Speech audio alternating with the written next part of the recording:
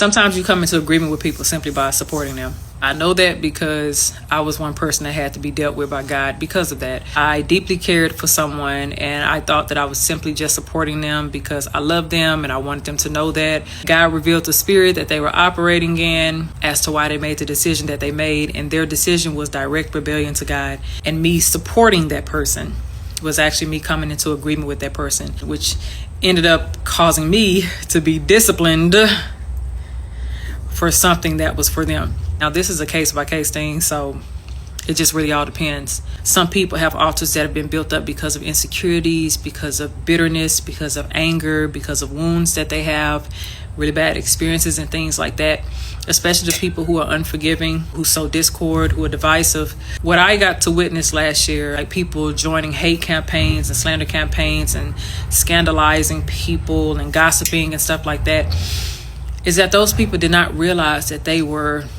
unconsciously making a sacrifice to somebody else's altar. A lot of times when you join these campaigns that are divisive, that are made to tear down other people, you end up losing your peace as well. You end up sacrificing your peace as well.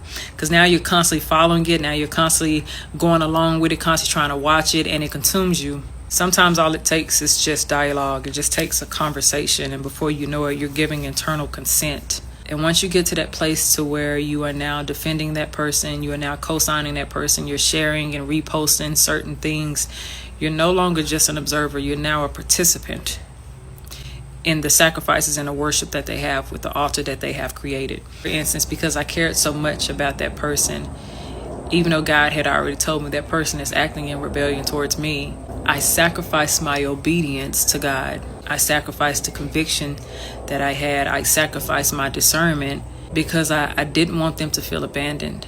But when we justify the things that people do that they should not be doing, when we try to help people bypass the convictions that they have, when we simply try to make people feel good, and we know what God is telling us, especially if you have prophetic gifts, you don't realize that you're ending up in an agreement with something that was not designed for you to be in agreement with.